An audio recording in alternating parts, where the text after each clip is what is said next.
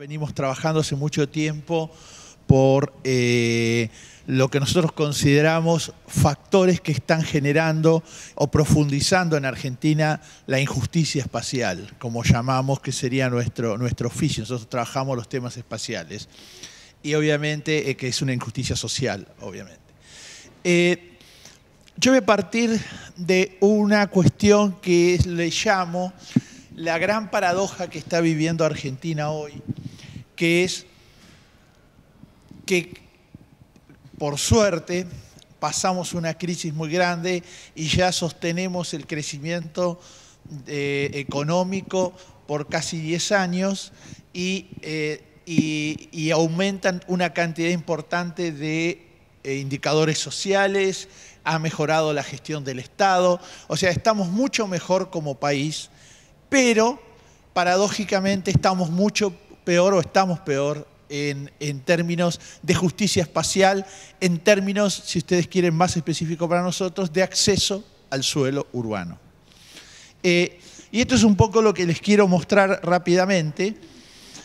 Voy a analizar un poquito el desempeño del mercado del suelo, una cuestión que es clave en esto, que es el cambio histórico en las formas de acceso al suelo, que es la segunda parte, cómo eso repercute en los incrementos en la desigualdad socioespacial, qué tensiones entonces este proceso está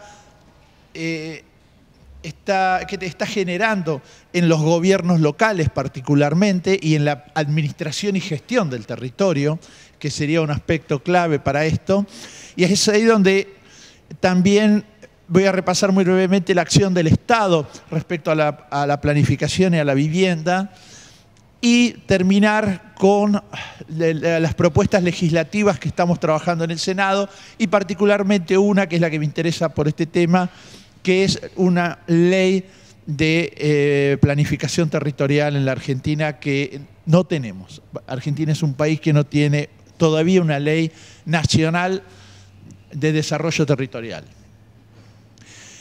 Entonces, esta paradoja que yo digo es lo que está ocurriendo con los mercados, que nosotros salimos de la crisis más profunda, 2001-2002, y a partir de ahí el Producto Bruto se ha incrementado sin cesar durante estos años, lo que siempre llamamos un crecimiento a tasas chinas, ¿no? Y eso ha tenido como gran motor la inversión pública, por un efecto, cómo salir de la crisis, con mucha obra pública y el Estado motorizando la economía como un efecto contracíclico en la crisis. Y justamente, y esa inversión pública ha sido sostenida. Paralelamente también hay un proceso en el cual los productos agropecuarios han crecido y también Argentina tenía una tradición de tecnología agropecuaria y por lo tanto entra en una suerte de boom que podemos llamar, nosotros llamamos el boom sojero, por decirlo en términos generales, pero también de otros productos agropecuarios. Fíjense cómo ha repercutido eso en los valores del suelo agrario. En el año 2002, una hectárea en la zona rica del núcleo de la provincia de Buenos Aires, Pergamino y alrededores, valía $2.200 la hectárea. El año pasado se pagó $17.000 la hectárea, en agosto del año pasado. Este es el incremento real de los valores del suelo en el mercado. Ahora se están justo discutiendo en la provincia de Buenos Aires, comentábamos hoy, cómo se va a gravar esto por las tasaciones fiscales que son tremendamente bajas. Pero también estamos asistiendo a un boom inmobiliario muy importante con un récord de construcciones en todas las ciudades, con aumentos del precio del suelo urbano con unos niveles muy altos, no menos de 4 a 6 veces estaría incrementando ya en Buenos Aires. Acá hay otros ejemplos de las evoluciones donde se pasó de $500 el metro a $1.500 el metro en pocos años y cómo esto se distingue de los salarios, comienza a despegarse de los salarios, que ahí empieza a aparecer una parte del problema, y de la brecha entre el salario y el costo del metro cuadrado, cómo se agranda, ¿no? También es lo que están estudiando algunos economistas. Estas demandas de suelo tienen su razón. O sea, de alguna manera la recuperación del crecimiento económico, el despegue económico, demanda suelo urbano para actividades económicas de distintos tipos. Estos son centros de logística en la zona agropecuaria rica, por ejemplo, o nuevos shoppings o distintos usos comerciales, etc. O sea, hay una gran demanda de suelo para el desarrollo de las actividades entonces comerciales. Y también hay una gran demanda de suelo por los desarrollos inmobiliarios de tipo residencial. Esto, por ejemplo, es la ciudad de Rosario, donde la compra de inmuebles de sectores altos se está registrando, pero también el depósito del excedente de las actividades agropecuarias. Y eso es muy importante. Aquí en Buenos Aires, gran parte de los edificios que se ven que se construyen están vacíos. Hoy constituye, si alguien tiene dinero no lo pone en el banco o no lo pone en alguna otra actividad productiva, bonos, lo que fuera, lo pone en ladrillos, básicamente. Y ese es producto de este proceso. Entonces, también ayuda un poco los incrementos en el turismo y el desarrollo de la extensión de todas las actividades de servicios en eso. ¿Cómo serán los efectos de esos excedentes sojeros, como decimos? Que, por ejemplo, en una ciudad de 18.000 habitantes, la zona rica de Santa Fe, San Jorge, 18.000 habitantes, tiene 8 torres en la plaza. Vacías, por supuesto.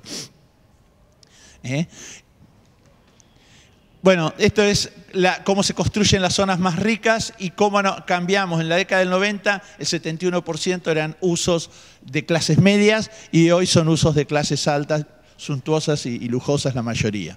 También ese es otro reflejo de eso, con un altísimo precio del suelo, obviamente, que es lo que está demandando.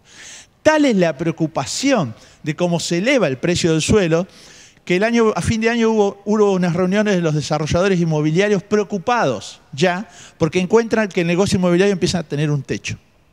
Y ese techo está dado porque ellos analizan lo que está en azul, que el costo de construcción ha crecido por la inflación mucho, pero lo que más ha crecido es la incidencia del suelo en el desarrollo inmobiliario. Con lo cual, la preocupación es que les deja mucho menos margen de ganancia ya, cuando tienen que hacer una inversión mucho más grande. ¿No? Entonces, nosotros estamos trabajando las leyes, podemos hoy invitar a los desarrolladores inmobiliarios porque están también, no son el opositor o el adversario, sino que están preocupados de encontrar reglas de juego más claras para este mercado. Ahora voy a la segunda parte. Mientras tanto, también ha venido ocurriendo otro proceso mucho más profundo, que es lo que yo llamo las condiciones de acceso al suelo de la población, en general, de toda la población. Y les voy a mostrar, este era el señor Forestieri, que era un sastre en Córdoba. Y si uno le compraba un traje de 49 pesos, le regalaba un lote. La tierra antes no valía nada en la Argentina, valía muy poco. Por algunas ventajas particulares que tuvo la Argentina, suelo de buena calidad, ambiental que permitía eso. Y entonces así se fueron armando nuestras ciudades, la región metropolitana, con el transporte público y venta incluso con incentivos de ladrillos gratis. Así se fue el tema. Entonces en la década del 40, la década del 50, era muy fácil conseguir un lote para construir una casita. Estos eran los remates típicos, esta era la extensión acá los ferrocarriles y acá los buses, los ómnibus. Así fueron organizadas nuestras ciudades. Y así se armaron, desde clases medias, con los lotecitos, con el tren y el colectivo en los barrios, o las clases medias bajas, todo el mundo compraba su lote y construía su casita. Y así se fueron haciendo nuestras ciudades. Ese proceso era un proceso que en los sectores populares también era la autoconstrucción progresiva, que analizábamos en la década del 70 al 80, estudiábamos esas cosas, los que trabajábamos en vivienda, cómo era la vivienda evolutiva de los sectores populares y cómo mejorar esos procesos y asistirlos técnicamente, etc. Y así se iba haciendo ciudad, de a poco. Alguien compraba una casillita, se instalaba, después le hacía un bañito y después ya construía de material al lado. Así se iba haciendo ciudad en Argentina. ¿Por qué? Porque el acceso al suelo facilitaba eso. Así fue que, por ejemplo, entre el año 47 y el año 80, la diferencia de la mancha urbana que está en negro, que es la del 47, y la amarilla que está, significó la incorporación, sobre todo en primera y segunda corona de la región metropolitana de Buenos Aires, de casi 5 millones de habitantes que accedieron por el lotecito propio. Ese proceso duró, la venta de los lotes, ustedes se acuerdan de las empresas, Camar, Vinelli y todas esas empresas que vendían los lotes en 100 cuotas, incluso los matrimonios jóvenes iban a la Plaza Italia, tomaban el ómnibus, las bañaderas que se llamaban, iban a ver los lotecitos de que iban a comprar. Entonces un trabajador venía a Buenos Aires, alquilaba un tiempo, formaba la pareja y ya compraba un lote. Casi con el cambio del precio del alquiler, compraba un lote. Y ahí empezaba un proceso de muchos años de consolidar una vivienda y armar. Y así se fue haciendo ciudad. Pero en un momento eso se paró, hubo una gran sobreoferta de lotes. Este es un ejemplo en Moreno, que es un distrito de la tercera corona de región metropolitana. Se agotaron estas condiciones y también hubo un cambio en la ley de uso del suelo en la provincia de Buenos Aires, que obligaba a hacer loteos con servicios, porque hasta ese momento los loteos eran sin servicios, por eso era barato también producir suelo. Y eran sin servicios, yo diría, por condiciones ambientales favorables que tenía la región metropolitana, que uno hacía un pozo de 25 metros y tenía agua potable, que eso después ya también se fue terminando. Entonces ese proceso se agotó y comenzó otro proceso. Los hijos de esos pobladores que compraron la casita y compraron el lote y se hicieron la casa, los hijos ya no pudieron comprar tierra. Y empezaron las grandes tomas de tierras. Particularmente hubo procesos también en la dictadura, en un momento se sacaron todas las villas y se generaron las primeras grandes tomas, y ahí empezó entonces a incrementarse otro proceso, que es que los sectores populares acceden al suelo por el mercado informal del suelo urbano. Hubo de todo.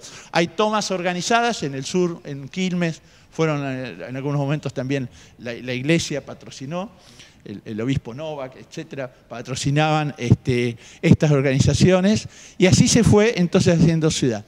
Y en ese momento también, fin de los 80, principios de los 90, es cuando va a comenzar otro proceso de acceso al suelo, si ustedes quieren, de las élites, que van a cambiar y ya no van a vivir en las zonas abiertas, de ciudad abierta acá en el centro, y va a comenzar un proceso de desarrollo de un fenómeno que nosotros hasta ese momento no conocíamos, que es lo que hoy llamamos los barrios cerrados o las urbanizaciones autosegregadas. Este fue un análisis que hicimos en el año 2001. Las autopistas fueron determinantes en la zona norte de la región metropolitana para el acceso al suelo. En ese momento habían ya 240 barrios. Y lo mismo lo analizamos hace 3 años y ya había 560 barrios cerrados.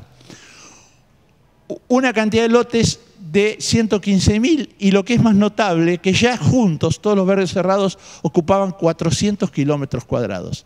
La parte central de esta región metropolitana, la ciudad autónoma de Buenos Aires, tiene 200 kilómetros cuadrados. O sea que hoy los barrios cerrados ya duplican en superficie la ciudad autónoma de Buenos Aires. Esto definitivamente instala otra forma de urbanización de ciudad. Desde mi perspectiva, no es ciudad, porque no tiene calle pública, que sería la condición de cualquier ciudad en un sistema urbano. Y aparte, ese sistema está basado, estos son los folletos de venta que en todos lados publicitan la localización del barrio respecto a la autopista. Esto es el sistema de autopista. Y esto en color son las áreas que tienen más cantidad de barrios cerrados. Nunca tributan la plusvalía de la obra pública, por supuesto, en la cual basan toda su estrategia de venta. Pero fíjense esta mancha, de las principales, casi es coincidente con otras manchas de un mapa que nos manda el INTA es el Instituto Nacional de Tecnología Agropecuaria, que preocupado porque el precio del suelo en esas áreas está afectando justamente que son las áreas donde hay más suelo disponible en pequeñas, grandes extensiones, digamos, es justamente el suelo de agricultura urbana. Entonces nosotros, los barrios cerrados están compitiendo y expulsando a todos los agricultores, los que producen lo que comemos todos los días en la ciudad. ¿Qué es esto? Fíjense, el barrio cerrado y el horticultor trabajando aquí. Este es un trabajo que está citado, que hizo una francesa, una investigación sobre cómo están incidiendo este proceso en eso por el valor del suelo. Y obviamente también hay tremendas consecuencias ambientales, como que ahora penetraron a un lugar impenetrable y una reliquia que teníamos ambiental, que es el delta, los barrios cerrados, que es la gran preocupación en estos momentos.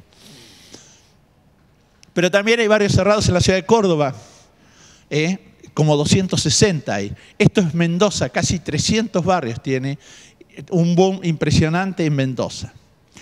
Este es un trabajo en Rosario de gente que empezaba a decir solo el 9% de la superficie de la ciudad va a estar en manos de un solo grupo económico en Rosario. Esto se llama el Grupo Giros, que llevó adelante una lucha, que este es un póster de esa lucha, que es el fin de los barrios cerrados en Rosario. Rosario es una ciudad que a su vez se jacta de tener un buen urbanismo y sin embargo tiene una contradicción importante con esto. Y bueno, finalmente, a fin de año, se prohibieron, a fin de 2010, el Consejo Deliberante sacó una ordenanza y prohibió los barrios cerrados en la ciudad de Rosario. Eso no quita que se hagan en otras ciudades de alrededor, que hay problemas con algunos pueblos de alrededor de Rosario que están recibiendo todos los barrios cerrados. Pero por lo menos en el distrito del municipio de Rosario no. Aquí, como urbanistas, tenemos un dilema terrible porque entendemos, nosotros tenemos unas ciudades de bastante buena calidad urbanística, siempre tuvimos en Argentina comparado con otros países, y siempre optamos por un tipo de ciudad abierta, amanzanada, que es una ciudad muy inclusiva, muy democrática en cómo reparte las cargas y beneficios de la urbanización. Y pasamos al modelo más que nosotros llamamos urbanización americana, de las élites en las periferias, y es un tipo de urbanización basado en la movilidad individual, que es un problema ambiental serio, y hay muchos americanos ya estudiando el impacto ambiental lo miden en unidades de energía, y que es una ciudad privada, excluyente, y aumenta, digamos, profundiza la otra palabra técnica que también usamos mucho los urbanistas y sociólogos los últimos años, que es la segregación residencial. Entonces, esto